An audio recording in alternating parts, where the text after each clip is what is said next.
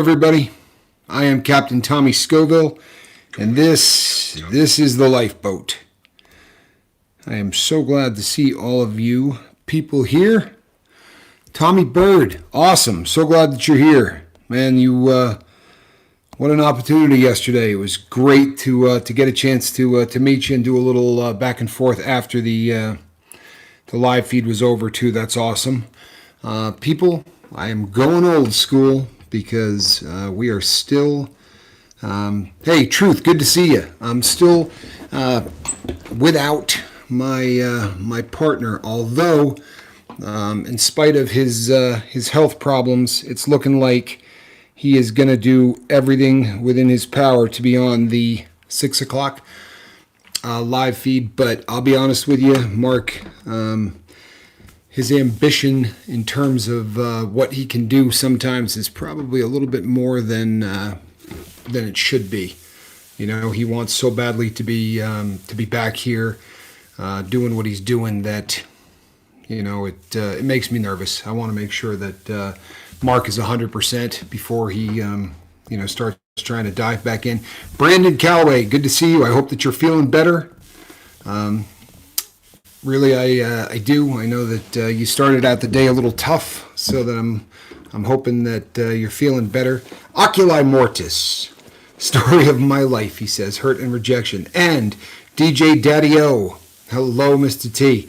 I know that I'm not telling tales out of school here, but Mr. T is the DJ Daddy-O is our newest club member to the unfortunately, I caught that thing club that a lot of us have been through. So thoughts and prayers for sure need to be with DJ Daddy-O. Stacy Tillman Mask, good to see you. Awesome. Glad that you're here. Linda Ingram, good to see you. Charlie Mullins, never a doubt. Full of hope. Hopefully you're feeling better. I know that you've been a bit under the weather as well, but I'm glad that you're here. It is our Sunday 3 o'clock call here on the Lifeboat, and we are going to be talking about Oculi Mortis' favorite subject, apparently. Jacob Forrester, good to see you. Agreed. Mark, don't push it. You have to be healthy, at least alive, to serve great ideas. I agree with you, and hopefully Mark doesn't push it. He does have priors for... Brandon is still feeling awful. Thoughts and prayers for you, Brandon. I'm sorry to hear that. Truthfully, I am. The 3 o'clock muster. See that? Oculi knows. Most assuredly, the 3 o'clock muster. So,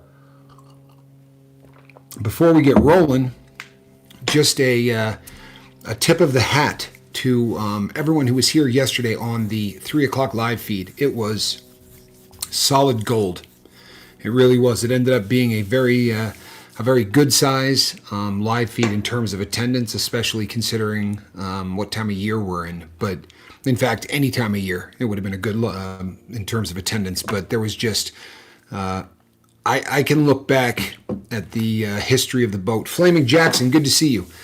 I can look back at the history of the boat, as can almost anybody that's been here the whole time. And there are points at which the complexion of the boat changed.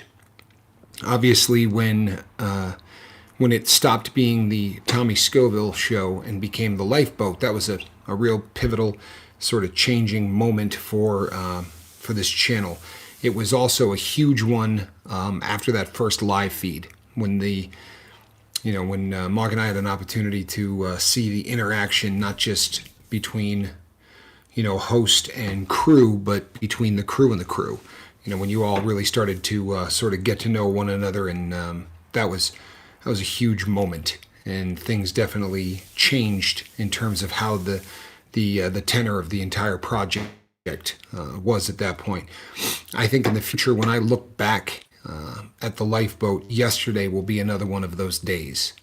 It really was. It really was another one of those moments, one of those really defining moments, I think, in the history of the channel, because what went on yesterday, Tommy Bird says, I'm not exactly sure what Wage's situation is, but I know he was sick back when when you had the sugar show, and he mentioned getting in touch a good while ago when I was shared my near-death diabetes story. Here's the thing. I would love to give you more details about exactly what's going on with Mark. It's difficult for me not to, honestly, because we've just been so open with everybody, on the channel about everything that's going on in our lives from the word go. We've just sort of shared everything, but I feel like it's kind of Mark's story to tell. I did share some of the things I mentioned, that he really had his blood pressure was through the roof. That was not why he went to the hospital, I can tell you that. But it drove his blood pressure through the roof, which got up to levels that scared the heck out of me. But he and I we've been in communication the whole time. He was even ringing me up when he was in the hospital, apologizing for not being on the live feed, which is very, very much Mark. But I spoke to him this morning, and his plan is to be on here at 6 o'clock. He would like very much to come on here and tell everybody exactly what is going on with him. Saigon Cinnamon, good to see you, my brother. I was bragging about you earlier today, about you and your boy, actually. I was telling that story to somebody. But it's great to see you on here, Saigon. Always a pleasure to see you on here. So Mark is going to be on tonight at 6 o'clock. At least that is the plan, unless something changes with his health. He plans on being here behind the glass tonight at 6. And most assuredly, he's going to want to share with the crew exactly what's going on in his situation with his health. And so again, I don't want to, as much as I would love to tell you everything, it's really Mark's place. Stacy Michaels, very, very happy that you're here. So that's going to be tonight at 6. But as I was saying before I started to squirrel a little bit, because it is in my nature, yesterday was one of those changing, defining moments in the channel. And it really started with DJ Daddy-O. That is going to be a moment that sticks with me forever. Hey, the Scotch Sonnet. Boy, am I glad to see you. Scotch Sonnet. So good to see you here on the channel, man. Miss you terribly. I wish I had a chance. I don't spend any time on the gram anymore. Instagram, I've got a following over there. I mean, I shouldn't say I have a following over there, because I haven't been over there in a long time. I used to have a pretty good sized following over there, and just walked away from that platform when I started. Yes, good to see you, my brother. When I started YouTube, the Tommy Scoville show, I stepped away from Instagram. It was taking a lot of my time. I was really into it. And I hate to sound like I carp on this all of the time, but it's just, for me anyway, it really became a platform that was just, I got tired of the politics, and I got tired of the hate, and not necessarily ever directed at people.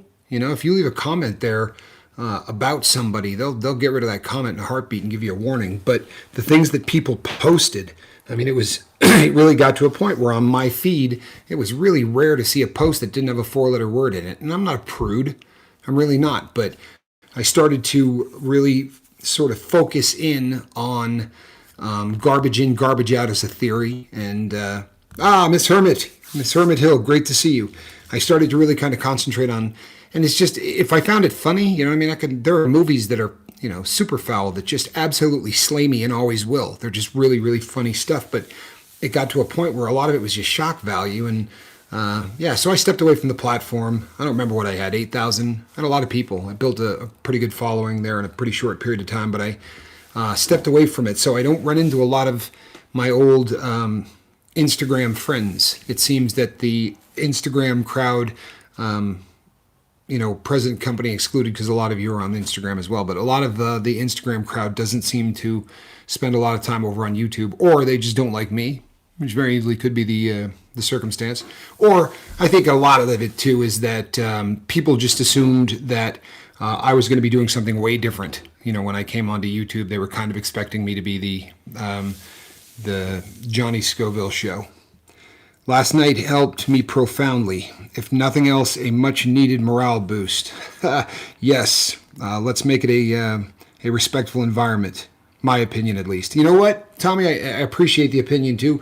It's And I'm glad that you brought that up because it's going to dovetail lovely into everything that I'm about to say. But I want to thank all of you for doing just that, for keeping this just the yesterday, as I said, was one of those life-changing or channel, changing moments. Not that we haven't been sort of heading down that path for a long time, but yesterday really cemented it. And the way that people opened up on here, when someone comes on and says, "I lost, my newborn before I could touch them," that was painful. Even being the host of this show, it was like getting kicked in the stomach. But it really says a lot about how comfortable all of you have become in coming here and sharing and being open. And that's because of the respect. And that is a tip of the hat to every single one of you that is on here right now. Full of Hope says, no Gram, no Facebook, no Twitter, only YouTube. And even YouTube is overwhelming for me too. No TV for more than 2 years. I gave up the TV a long time ago. Seventh son, grab a mop, you know the drill.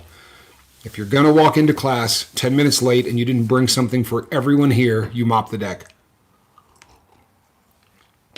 I'm kidding. It's good to see you, seventh son. Glad that you're here. Now we can get this underway. Tell him, people, have I not been waiting for him the entire time? I'm sitting here drumming my fingers. I'd like to get this thing rolling, but seventh son isn't here. So yesterday, there were people that opened up in ways that are simply staggering. And DJ Daddy-O, I think, really kicked it off. And he and I, emailed back and forth, and he said he wasn't sure if it was the right time or anything else. People, listen up. If something that important is going on, and I realize that those were painful subject matters, but that's what is important. If there is something going on in your life that is that sort of pivotal and or is affecting somebody that much, that is more important than anything that I'm going to be talking about. And can you imagine me as a host going, so let me get this straight. There's a tragedy that's really affecting your life. Could you hold on? I'm going to finish the thought that I was on and we'll get to you later. That's really the point of the lifeboat, is that people have an opportunity to come here and bleed if they have to, or share if they have to, or whatever needs to happen in order to keep you on an even keel. And obviously, there's something I'm going to talk about on every live feed, and that's because it would be very awkward, wouldn't it, if I just sat here and said, "So, how we doing? Everybody okay?" The idea being that whatever the subject matter is, today we're going to talk about rejection, and we're going to talk about hurt and pain, and it's the idea being that whatever the subject matter is supposed to get everybody thinking. And then what happens most often, and you know this, but this is for the people who are going to find this channel a little later. What happens is YouTube, all of the people in the crew begin to start talking amongst one another, right? You all start talking and sharing, and the next thing you know, things sort of come to the surface. Love and greetings to you too, seventh son. Something comes to the surface, and the purpose of what I do with this thing is to get everybody talking. And it's never more important than the conversation. Pamela Swan, excellent to see you. She said the subject matter definitely matters. It does, but it most assuredly can be swept to the back if we need to talk about something that is hurting one of the crew members. But yes, I would like to believe that the subject matters that we choose, and a lot of times we're going to be revisiting the same things. I'm constantly reading and I'm constantly studying and trying to come up with new angles and new approaches. Today was one of those great days for those of you who have been on the boat a long time. It was my monthly sale at my favorite bookstore. Like I told you last time, it was like 10,000 titles outside. And last time it was raining and it was awful. This time it was sunny and beautiful. It was a really, really nice day in northern Nevada. And I went out there and were able to walk around and the books are like $1, 50 cents, things like that. They have another deal going where you can fill a bag for X amount of dollars. So I go out there and I buy, Raven, good to see you. I go out and buy books about the subject matters that we discuss here every day. And I try to find ones that are coming at it from a different angle, and so that obviously rejection and hurt, we're going to talk about this hundreds of times on the lifeboat, because it is such a big part of what it means to try to be sober and stay sober and live a happy life. So, but the subject matter will often revisit itself, and it's going to be sort of the nature of what we do. And hopefully, each time we revisit a subject, that there's going to be somebody for whom that triggers something. Like Tommy was saying yesterday, that was a great show for him. Thank you, Stacy. Yeah, I really did have a good time today too. It's and the subject matter for today is something that I think is huge and supremely important, because so often, and we talked about this a lot in the last 3 or 4 live feeds, this has come up a great deal. When you first get sober, as we've always talked about, your emotions aren't just back in business, right? They're not just open for business again. They're wide open for business again. Lizette, excellent to see you. It's more than just, now my emotions are turned back on. They're hypersensitive. It's why you always hear the people who are freshly sober say, man, I'm a wreck. I cry at everything, or I laugh at things that are inappropriate, or the smallest thing sets me off, right? Because emotions that we've been drugging for a really long period of time are now back in business, and we are not exactly sure how to cope with them and how to deal with them. I see it as a new bloodletting for addicts.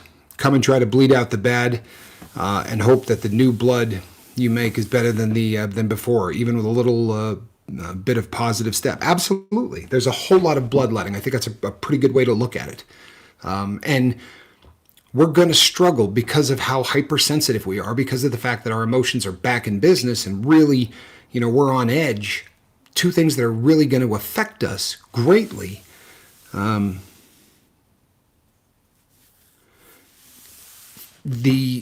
Two of the things that are going to slap us in the face are going to be rejection, right? And just pain and hurt. And a lot of times the pain and hurt come directly from rejection. And as we start talking about rejection, there are, philosophers and gurus and all of the people who teach will tell you that rejection really is not about being rejected. It's about how you take it. And that's like everything. We talk about this all the time. It's not the event. It's not the outside environment. Right? The outside environment should not be able to affect the inside environment as much as it does. We give it that authority. We give it that power. So how you look at rejection is absolutely huge. And if you start looking at rejection and you change it to projection, I think that and not in every situation, but in many situations, if you start looking at rejection as projection, how oftentimes are the people who are rejecting you really just projecting something in their own life onto whatever the situation is? You can be rejected for a lot of reasons. People at work that don't sort of invite you into the clique, or people that you got along with at one time who no longer like you. And Miss V, good to see you. Hopefully you're sleeping better. People sort of push you out of the crowd, and you feel that rejection. Most oftentimes it has nothing to do with you. Truthfully, what happens is these are people who are projecting something that's going on in their life. You're at work and you get a promotion, and all of a sudden the people there aren't as nice to you as they used to be. That's not your fault or your problem. That's their hang-up. And that them projecting what is going on in their life onto you, how they're coping with it. More often than not, these people really aren't trying to be cruel in what they do. It becomes a defense mechanism for a lot of people. If you are rejected by people, remember you are set apart. It can be to your benefit, and you don't realize it. Absolutely. That's another way to look at rejection, and I kind of look at it as protection as opposed to rejection. I can't tell you how many times in life something that has happened to me in terms of feeling rejected was really protecting me from something that I probably shouldn't have been involved in the first place. You've got individuals in your life who all of a sudden don't want anything to do with you and become cruel, and you go, fine, I'm getting those people out of my life. How often are those people really just toxic anyway? Individuals who, someone who's going to push you out of their circle for the dumbest things in the world, like you getting a promotion, you being more successful, anything like that. The kind of person that pushes you out of the way for that, it's not a rejection, that's a protection. What is going to happen to you now is you have a much better opportunity to be, a blessing in disguise. Well said, Pamela. It really becomes a blessing in disguise. You're not going to be sucked into the drama, and you're not going to be sucked into all of the negative energy and that toxic environment. Now, it's difficult because, as we've talked about so many times, we have our conscious and our subconscious mind, and the two of them are forever going at it. And in the middle of those two things are your analytical mind. And when you think with your analytical mind, if you start to feel rejected, and I would say, I would challenge everybody before the end of this little discussion, think back to the last time that you really felt rejected, and think to that specific, period of, what was going on, what did you feel? Now that you're kind of removed from it in that refractory period of adjustment to the emotion that we talked about in the last 2 or 3 live feeds, once that was over and you can look at it with the analytical mind, how often is it really a benefit? I mean, truthfully and honestly, Saigon Cinnamon says, I didn't get a job one time, and the guy that got it lost everything due to the second investigation. Yeah, you get so often when you're wrapped up in the moment and those emotions are ruling your life, you're getting ruled by your EQ, not your IQ. Those rejections happen, and all we can do is concentrate on the feeling, right? What was the feeling of that? Well, as we talked about so much recently, and it's really sort of coming up a lot now on the lifeboat, we're ruled by emotions that are hardwired to us because of memories. And most often, the memories that are really driven into us the deepest. I love being expelled by the unhealthy stressors. Amen. Amen. But our memories become etched into us, especially the ones that are the most painful. And when the event goes away, the emotion doesn't. And so oftentimes we're right on the edge. And we talked about this yesterday. We talked about it a lot yesterday. Leisure Beast, good to see you. We talked about this a lot in the last couple of live feeds. So you have this emotion that is carved into you because of something super traumatic. The more traumatic, the more hardwired that memory is and the emotions that are tied to it. Then what happens? Well, we become drug addicts. And over a long period of time, we drug ourselves again and again and again, and those emotions sort of go away, right? They just sort of, if they don't die completely, they certainly don't get the attention that they used to because we are putting that to bed. We are avoiding those emotional, uncomfortable feelings and situations by using drugs. Now, all of a sudden, you get sober. So not only do you have these emotions that are hardwired into you because of something traumatic, now they're on hypersensitive mode, right? Now, on a scale of 1 to 10, this one goes to 11. Right? You're turning this past. Please tell me somebody got the reference on that. This one goes to 11. Okay. But all of a sudden, you're not on a scale from 1 to 10. You're off of the chart. So these feelings of hurt that you've had in your life are now back, and they are back, quickly and strong. So like every other thing that happens in our life, if you start to feel rejection, you have to take a step back, and you have to start looking at these things in terms of using the analytical mind, as opposed to using, I knew you'd get it, Oculi. Lizette said, got to get my children ready for bath and bed. Back to school tomorrow. I am a senior. We get rejected all the time. Such is life. Don't sweat the small stuff. Remember who loves you. Good night. Lizette, please take care. And, it's a funny thing that she said. She's a senior. We get rejected all the time. There's a lot of truth to that. One of the only cultures in the world that does not revere the elderly. One moment here. She said, Full of Hope says, tell you something, I'm probably the oldest woman on here, but that menopause really rocks the boat. My experience was a real struggle, and I'm glad to be on the other side of it. Well, very oftentimes, please don't misunderstand anything that I'm saying. Oftentimes, all of the things that we're wrestling with when the emotions are really going are very real. I'm not saying that especially the really serious memories and emotions, I can use them interchangeably because that's really what happens. Your memories are tied directly to emotions or vice versa, depending on how you look at it. Yeah, you know what, Oculi, you might be the only person that got that reference, but I'm pretty happy that you did, and I kind of thought you would. But that emotion and that event, that trauma, are so tied to one another that they're almost interchangeable. You're describing menopause, absolutely, and obviously, I'm not somebody that can speak on it from any other way other than having read about it. But yeah, that's a very serious issue in life, and it's not fake by any stretch of the imagination.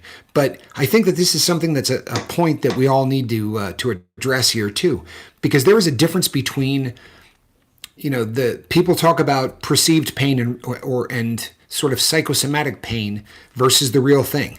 And when people say, what is the difference, or what are you talking about? If you're a heroin addict, you're addicted to opiates, and you remove the opiates out of your life, your brain will create pain in order to try to get you to give it pain medication. Now, the pain's not real.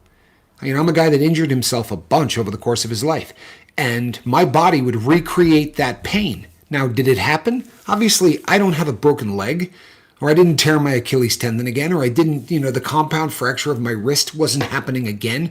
None of these injuries were actually happening again, but my brain would say, there it is, remember that, and turn the pain on. And it was funny because you would go in and doctors would say to you, yeah, it's, that pain's not real. You just have to, it's psychosomatic. You just have to get over it. People, I'm telling you that there is no difference to how it feels versus real pain and psychosomatic pain. They are the exact same feeling as far as the, what it feels like. But yeah, I don't want anyone to think that I'm saying that this stuff isn't real. What I'm saying is how you cope with it. Tommy Bird says, and now that they have to be used again, man, my emotions are like a huge hornet's nest.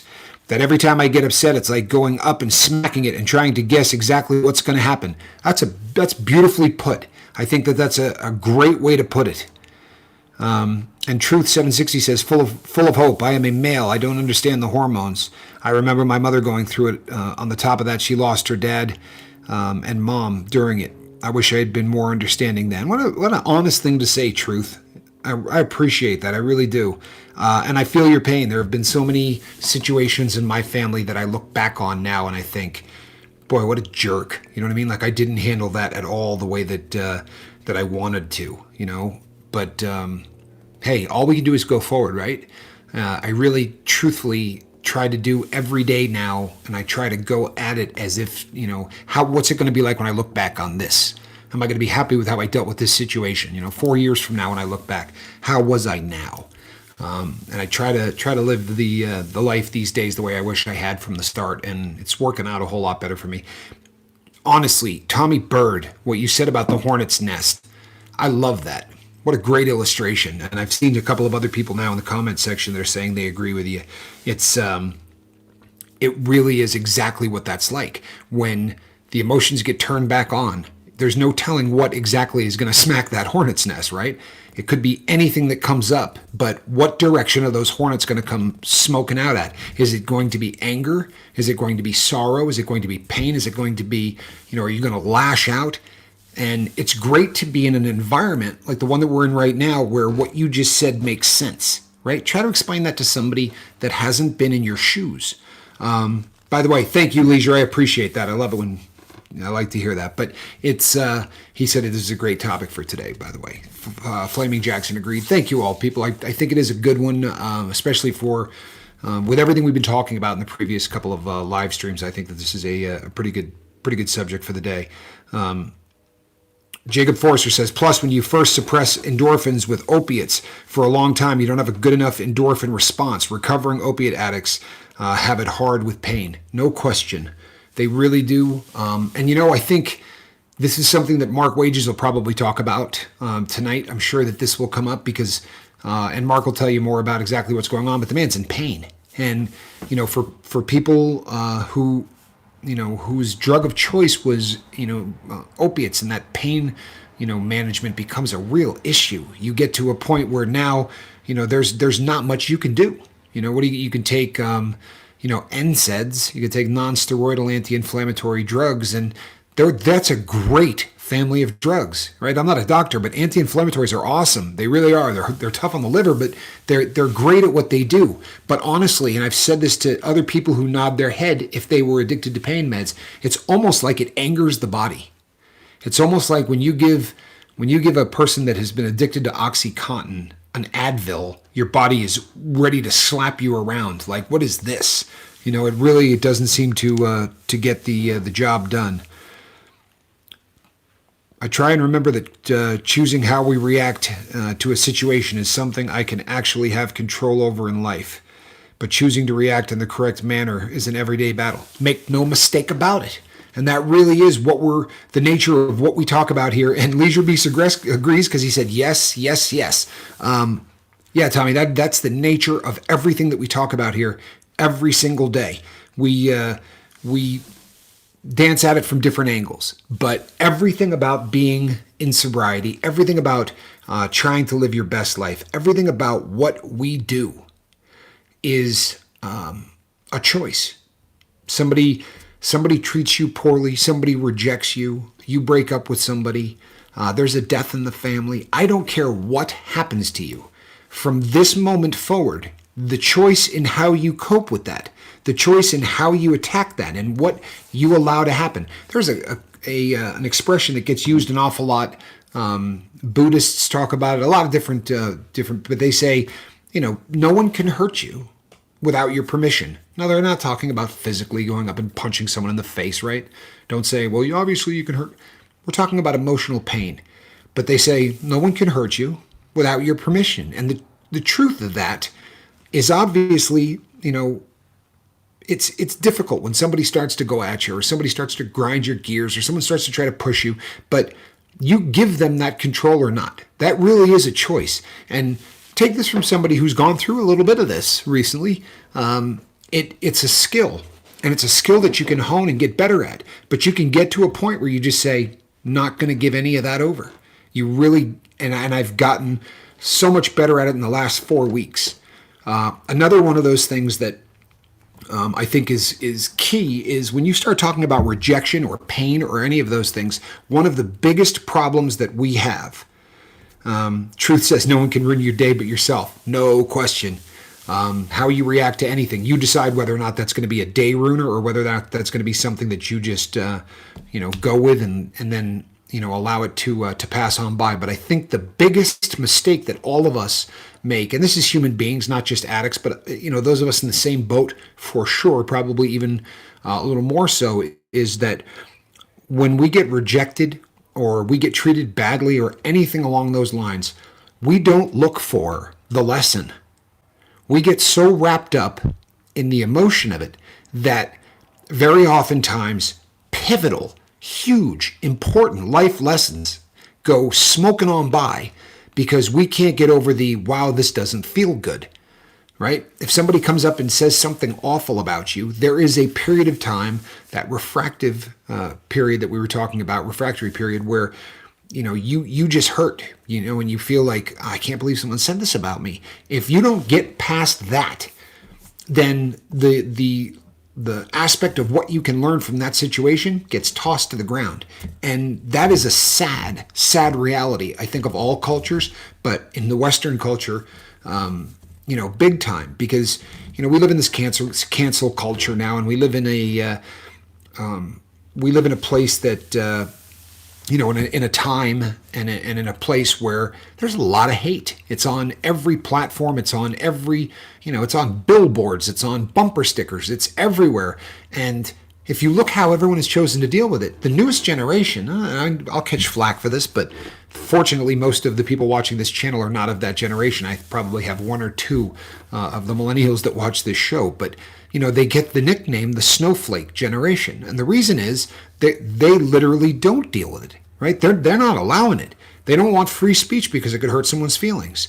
Now, I think obviously that's taking something too far, right? But how you deal with what somebody says to you, words can't hurt you physically unless you let them. And I promise you, if you want to let them, you can. We are a large enough organism, right? This is another thing that, we were talking the other night about reprogramming your brain. And we were talking about trying to get memories before they happen. If that sounds really confusing, then you probably missed the live feed. But sitting and trying to visualize, and if you can't sort of put that into play, go back, I think, 2 videos ago or 3 videos and watch in the comment section. There was one comment left by Jacob Forrester where he does exactly what I was describing, like to the T. It's more of a almost like a positive affirmation, but he wrote it out and it is gorgeous. Speaking in the moment and reprogramming the brain so you're thinking in the past tense. I am successful. I am happy. I am not, I'm going to be, right? But I am, and trying to program that and trying to work toward that becomes one of those, hold on one second. Cancel me already, says Seventh Son. But you can get so hung up. One of the things that I was talking about in the reprogramming of the mind live feed that I did, we talked about how these memories and things are tied to traumatic events. It has been proven that you can make yourself sick from emotions. Make no mistake. This isn't a Tommy theory or anything else. You can make yourself sick. And there are examples of this that are really dramatic. You hear all the time about somebody, you have a married couple that spent 75 years married. Right? They got married at 20, they're in their 90s, and they die 25 minutes apart from one another. They literally, the second one dies of a broken heart, just sort of gives up on everything. Now, that's an extreme example, and you have health conditions and everything else that go into that. But as a 26-year-old, you can make yourself sick from emotions. They have that power. And if that is a fact, and make no mistake about it, it is, don't take my word for it, Google it, read about it, read about the mechanics that make that happen. But if that is the case, then the next logical thing for everyone to think would be what? If your emotions can make you sick, can they not make you well? Can you not use your emotional well-being to actually heal the body? If it can make you sick, why can't it make you well? Why can't it make you healthy? And there is a lot of science and a lot of people who really wholeheartedly are believing now that you can absolutely do that. There are people who believe that you can heal the body. I'm sorry. All the best comedy, or is that comedies? Yeah, all the best comedies are the ones that have already been canceled. Yeah, amen. I swear, if being honest, when it comes to pain, I get confused because I can't say I remember what real pain was like without the drugs. And now I am feeling it correctly, or am I under? And you know what? That's a beautiful observation, Tommy. I went through the exact same thing. I can't tell you how many times I've even articulated it and said it to people I know. I get headaches these days, and people will say, is it a migraine? Number one, I'm really not sure what a migraine is because I don't, I never got diagnosed with those. So I got a really bad headache, and I tend to think it's a migraine. But I'll say to somebody, yeah, I have an awful headache, or do I? Or is this something that my brain is doing right now in hopes that I'll go do something stupid?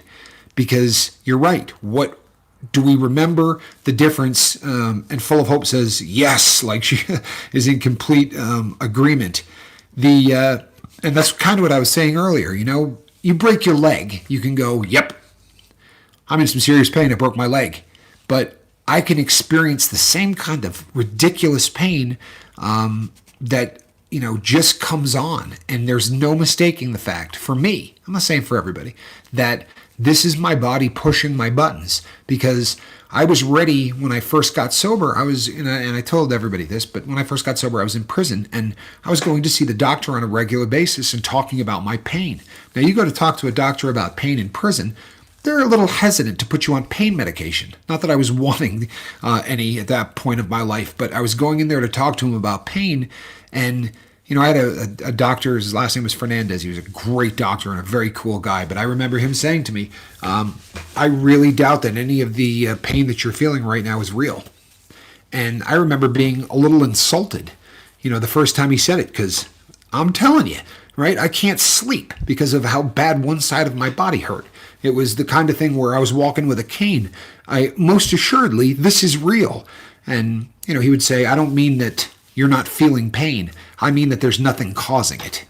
That's what he meant by real. There's not an injury. There's not an underlying injury that is causing you to feel this way. This is your brain manufacturing pain to get you back to normal. because normal was, I'm going to give this some dope, right? And your brain starts to say, okay, well, we're going to push all those buttons. And guess what happens, people?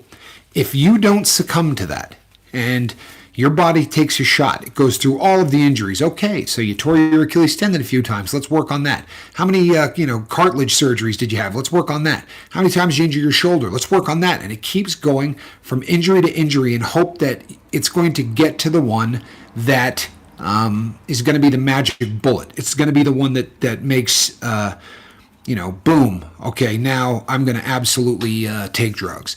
If you don't, this has been my experience, it's going to move on to other pain. Okay, the brain says, I can't get him with physical pain. I'll get him with emotional pain. And instantly now you're doing the, thinking about the girl that you broke up with in the 9th grade. Like, I'm not even being funny. It will really start going back to all of the worst times of your life when you really felt, an emotional distress. So it hits physical pain, psychological pain, spiritual pain. After my dad died, my brain worked on me. That was a button that it could push, and it knew that. And there were days where my body would be aching, and all I could do was, could not get over, the pain of loss from my dad. Leisure B says, I'm bobbleheading, Tommy. You know what? It's so painful to not see my partner on the other side of the glass doing that right now, because I really get used to that. I'm sorry. I think Flaming Jackson is right about some opiate addicts going ultra hot chili peppers to retain the endorphin glands. Oh, yeah. Make no mistake about it. I am 100%. I cannot begin to agree with you more about anything. The number of people that I have met in the pepper community who very much moved into peppers almost as a coping mechanism. There are so many people who have been addicted to opiates who then go down that road, and not just opiates. I think a lot of them were addicted to opiates, but I think that's across the board for a lot of things. I think if you go back and you watch any of the channels, you'll see, like anybody who quits, you'll see them sort of step up their game. If you look at when my brother quit, and he was very open, about it on the channel, you go back and watch, from the time that he decided to get sober, and I would say that his intake, the amount of stuff that he was doing in terms of peppers definitely increased. And I think some of that is definitely seeking out the endorphin dumps. And he talks about it. He'll get up in the morning and he'll say, today I'm really having serious back pain. I need an endorphin dump. Like, he doesn't even hide it. But yeah, I agree with you 100%. Tommy Bird says, past couple of doctor or hospital visits, they asked me a pain scale 1 to 10. I just looked blankly at them for a bit. And then, I don't know, I'm going to go with either 3 or 8. Seriously, that's how confused I get. I'm not laughing at you, man. I'm laughing with you. There really is something to what you just said. I'm having... Sorry, people. Hold one moment, because I just had an unusual event happen here. Let me see what's going on. Let me check this out. Oh, okay, sorry. I had somebody look like somebody was messaging me, but no, I'm wrong. No, this is something that you're going to deal with, and I talk often about pain medication because it was my addiction, right? It was what plagued me the most. But all of us, regardless of what your pain is, right? Whether or not your addiction was alcohol, whether or not your addiction was cocaine, whatever, there's the second component. Now, if you're brand new to the channel and you've never heard me go off about this, but my theory, and I didn't come up with it, I just am very, very fond of it, is that there is two components to every addiction. The first component is your drug, the one that you're using, and that has a narcotic feel to it, right? It has a chemical that is going to make you feel some way, right? Cocaine is going to get you wired. It's going to get you going. Methamphetamines is going to do the same thing. Valium, benzodiazepines, barbiturates, things like that are going to take you in the other direction, take you back down, kind of like booze. The pain medication and muscle relaxers and things like that are going to make you numb, right? Then there's the second component to this. And the second component is the reward center of your brain starts to supplement that buzz with its own brain chemicals. It starts to reward you by releasing chemicals into the brain, saying, in essence, you're doing the right thing. Good job on buying that heroin. Good job on shooting that heroin. This is why, and Tommy Bird, I don't know if you've heard us talk about this before, but this is why when you buy dope and it's in your hand, you feel better before you use it, because your brain is already giving those release chemicals. You hear alcoholics, and that was not, I never was addicted to alcohol, but you hear alcoholics all the time say that the first sip, as the booze touches their lips, you're already good, right? You already start to feel better. Now, obviously, that alcohol isn't working on you, because that alcohol takes a long time to get there. Tommy Bird says, yeah, I lost my mom in March. I'm so sorry to hear that, man. And I definitely find myself still self-prescribing, as it is an excuse or justification. Not that I don't still seriously struggle with it, but I'm not very fair with myself. Look, I can't look down my nose at you for this at all, man. You're going to find that nobody here is going to look down their nose on you for anything, and that is just completely legitimate. First of all, March was not that long ago. This is definitely something. The loss of a loved one, especially a parent, is devastating. It's devastating. And the way my brother Johnny put it to me, and I'm a big fan of it, is he said, you don't get over it. You're never going to get over somebody that is that important to you that passes. You learn to live with it, but you're never going to get over it. And it's the hornet's nest. It's the one that you described yourself. I mean, you talk about hitting that hornet's nest. That's shooting the hornet's nest. And as we talked about yesterday, twice, and the day before, that refractory, that period of time while the emotions are still there, brother, you're definitely still in there. You know what I mean? There's no chance on God's green earth that that you're through that. That's going to take much, much longer than that to adjust to.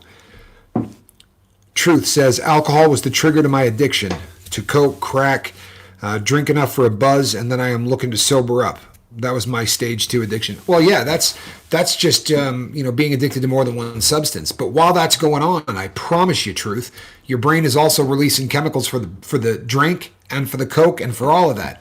The addicted brain starts to reward the addict for behaviors that can kill it, where normally the reward center of the brain would never do anything like that. In fact, it would make you feel like you're stupid. Instead, we get chemicals to tell us everything is groovy when we're doing the dumbest things in the world. Yeah, that was just the point. But yeah, I know exactly what you're saying. Brandon Calloway says we're all here for you, Tommy, and we are, Tommy Bird. This is, March was not that long ago. It was triggered before I took the drink. I believe that. Truth, I absolutely believe that. And it's such a strange phenomenon. It was one of the things about my life as an addict that when it was over and I would look back on it, I found the most perplexing thing. I talk about Jack all the time, and we'd be in a parking lot waiting for, the guy to show up and drop off the drugs. And we would be vomiting. You're opening the door and throwing up. You're in withdrawal sickness so bad that, you're ready that that as soon as he shows up, you don't care if there's a cop parked next to you. You're going to shoot that. You're going to shoot it, smoke it, do whatever you do with it, because it's going to take the pain away. You're ready to go instantly. And the guy would come and drop it off, and you'd have it in your hands and go, oh, yeah, we can wait. I would say to him, you ready to do this? He'd go, it's only a 10-minute ride to the house. Why don't we just go to the house? All of a sudden, just having that there, just knowing it was in the car, seeing the car pull into the parking lot, instantly you got that flood of relief, because the brain is already saying it's all going to be okay. Everything is good. And letting those chemicals, bleed in. Linda Ingram, great advice. Says, Tommy Bird, as the time goes on, share the memories. Before you know it, you'll be smiling again. She lives through you. Wow, what a beautiful thing to say. Linda, that is a beautiful statement. And Tommy, I lost my dad on the last day of February last year. February 28th was the day that my dad passed. And it was, I'm still raw. I'm going to be for a really long time. I know that. It's just the nature of how it is. I'm going to be hurting for a very, very long time for this. But now when his name gets brought up, we smile and we laugh, and there are stories that we bring up now that are funny. And over the course of this weekend, a lot of people came into town, and there were 3 dogs and 4 sets of family and all of these people. And at one point, everyone was in the same was all in the same house with all of those 3 dogs, all these families and young kids, and everybody was running around screaming. And Papa Scoville was not the most patient man in the world when it came to such things. And somebody said, "Boy, it's probably a good thing Dad's not here." And everybody started to chuckle a little bit. And there was an old family friend who was on the phone at the time, and the family friend said, "Yeah, if he were here, he'd be bitching up a storm." And everybody just laughed. And we've gotten to the point now where you're right. It's really kind of a beautiful thing.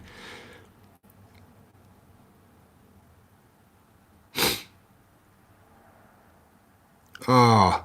Tommy says, "Yeah, but I know for an absolute certainty my mom was never as proud of me for anything in my adult life until the day she seen me choose to change in that way. I try to remember that." Tommy, man, congratulations. How cool is that? And how cool is that? I can say the exact same thing. That is the truth. And I've said this many times on the channel that I think my dad held on to see that I was actually sober.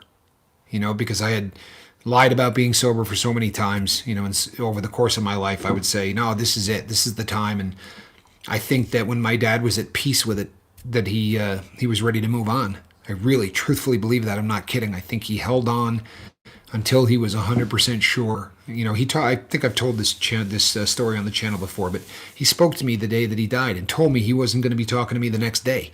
And I said to him, "Don't talk like that." And he was not hanging crepe or being depressed. He just said, "No, this is it. This is the last time we're going to talk. Tonight's the night." He was sure. And I think he held on until he knew it was, it was the time. The Seventh Son says, "It was October 29th, 2019. I lost my wife and it still hurts." And I know that date. I have discussed things and the Seventh Son has shared with me before in some emails, and I promise you that's one of those days that is ingrained as the captain of this boat. It really is. Seventh Son, and you're learning to live with it. You're not getting over it, and that's really, but it's the key to what we do, Linda Ingram says, "Thank you, Captain. I hurt for years after losing my daddy and brother.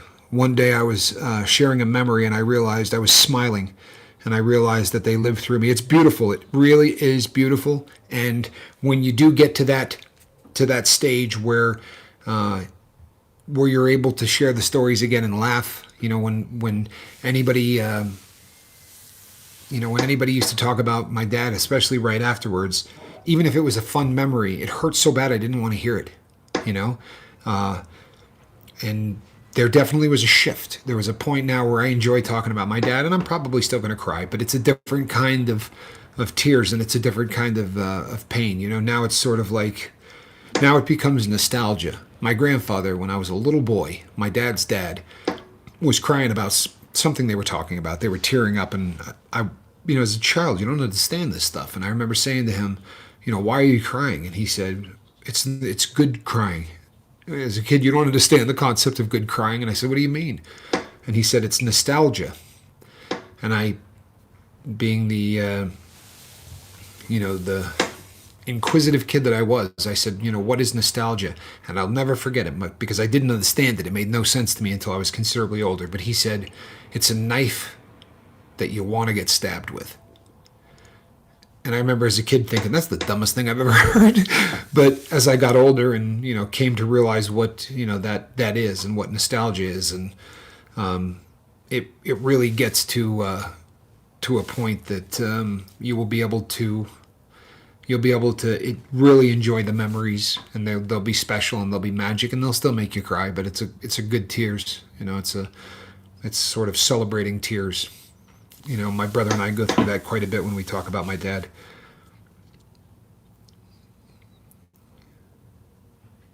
Truth says, Jacob Forrester, that is it. I was thinking coke ethanol destroyed my serotonin and sleep patterns for decades. Yeah, you know what? There are so many different. That's a bad combination for your sleep. There's no question. But I think so many of us, we're definitely in the same boat as far as that goes. Whenever we bring up sleep patterns, everybody here will talk about how they just don't sleep well. They've never really gotten back into the swing of that. And it's probably going to be, I don't know. I don't know when that levels out. I get sleep. It's so unpredictable. There are nights I can sleep like a stone, and then there are nights where it's not having it. My brain's like, nope, not going to happen. And I have these bouts with insomnia that are just awful. Seventh Son says, it was nice the first time I had a memory of my wife without tears. Truthfully, Seventh Son, I can't imagine, man. I really can't. You're a strong guy, and you've been, open and honest about this, but I can't imagine. I really can't. But I think you're a hero for coming here and sharing the way that you do, because there are so many people who are going through so many things, and it's an inspiration to see somebody that is living with it. Not getting over it, obviously, but living with it. And means the world to me that you're here doing this. For real. And not, on top of that, that's one of those things that could turn somebody. We talked about, how, you can go from a bad mood, you can slide from that into the temperament, and that temperament can turn into personality. And that's all sort of how it works. But you haven't. You have an amazing outlook on life, and you have a hell of a sense of humor. And not only is that impressive, but it's inspirational. Seventh, I mean that. I mean that completely. Tommy Bird says, yes, honestly, I consider it a personal miracle. My mom and my relationship ended with her proud of me, and me actually okay enough in life to help her in the end, if only a small way. Got lucky. You know what, my friend? I think that the more that the longer the time goes between, the loss of your mother, the farther away that gets, the more you're going to realize that luck probably wasn't luck. It's awesome. Make no mistake, it's awesome. But there's some form of design. I'm not preaching. I'm not, proselytizing or anything else. I'm just saying that, I don't know, luck is the residue of design. Now, whether that design is yours or something else's, but it's a miracle. I'll give you that. And it's awesome. What a blessing, huh? What a blessing. And I think wholeheartedly that, wherever mom is, she's just as proud of you today, if not more so. And I know we are. Thank you for coming back here, and thank you for continuing to share. People, this is such a great example of what it means when one person comes and opens up. What does it do to everybody else, right? Everybody else does the same thing. DJ Daddio yesterday launched it, and since then, the amount of sharing and the amount of group stuff that has been going on, it has been magic. It really has. It's the dream becoming a reality. It really is, and it's because of you people. Tommy, thank you for coming back and being as open as you are. I know that you probably think, boy, this is good. You know what? It's really helping me. I don't think you have a clue of how many people you're helping. I don't think that this is one of those things that takes a hot minute to really sort of figure it out. The longer you're on the boat, the more you're going to realize that each time you're here really trying to work on whatever issue you have, the number of people you're helping is just insane. My sister was born premature in 1976 and lived 9 years, 4 months, and 23 days. She died when I was 13, and know the echoes of an important life never become silent. Wow. The echoes of an important life never become silent. Do you hear that, people? That has to be said again. This will go into the book of things that Jacob Forrester said. It's a big book. Things that Jacob Forrester said that have just been awesome. The echoes of an important life never become silent. That is beautiful, Jacob. That is absolutely beautiful. I am so glad that I read that. I will screenshot that and it will go into the book. And I'm not kidding you, people. I really have one at this point. It started out as a joke, but it's not anymore. Jacob is one of those people that, I don't know, he's a guru of sorts. And I'm not picking on him or being a wise Alec either. Jacob says some really, really deep things that are absolutely beautiful. And I take peace and solace from some of the things that he says, and that's just awesome. And Truth agrees, because he said, Jacob Forrester, that touched my heart. I hope it touched everybody's. I hope that you really that kind of sinks in, because it is just an amazing thing to say. Tommy Bird says, I'm okay with tears, getting used to them. I can't imagine not having my wife. You're so much stronger than I could be, man. She's the everything in life I cannot be. Okay. You know what, Tommy? Seventh is a incredibly strong person. He really is. And again, another example of when somebody comes here and opens up, the number of people that they help is just absolutely amazing. Pamela says that touched my heart too. I think, honestly, the number, Seventh Son said it as well. The number of people whose lives just got touched by that, absolutely amazing. Absolutely amazing. That's good stuff. Really, it is, people.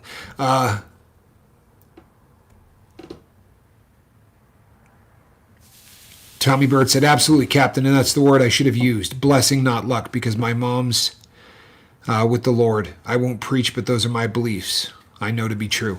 Well, we're on the same page. I don't preach from here either, but we're on the exact same page. So, and I guarantee you she's really happy right now. Oculi Mortis. Until 3 and 3, when the bat signal comes on again and the foghorn sounds. Have a great day, shipmates. Well stated, Oculi. People, we are at the top of the hour. In fact, we ran a little bit late, but that's okay. It really did touch us, he said. Yeah, Jacob, well played, my brother. That was beautiful stuff. Amen, Tommy Bird, says DJ Daddy-O. There'll be a lot of people echoing that exact same sentiment, Tommy Bird. People, 2 hours from now, we will be back doing what we do, because that's what we do. I want to thank everybody that came here. The people who, it's a beautiful song. Blackbird singing in the dead of night. Beautiful song, Jacob.